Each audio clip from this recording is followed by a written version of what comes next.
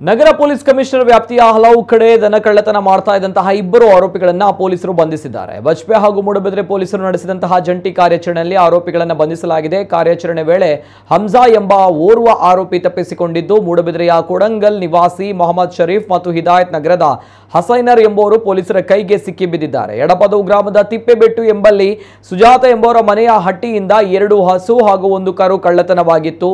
ಈ ಬಗ್ಗೆ ಪೊಲೀಸ್ ಠಾಣೆಯಲ್ಲಿ ದೂರು ದಾಖಲಿಸಿದಂತಹ ಸುಜಾತ ಕಳ್ಳತನ ಪ್ರಕರಣ ದಾಖಲಿಸಿದ್ರು.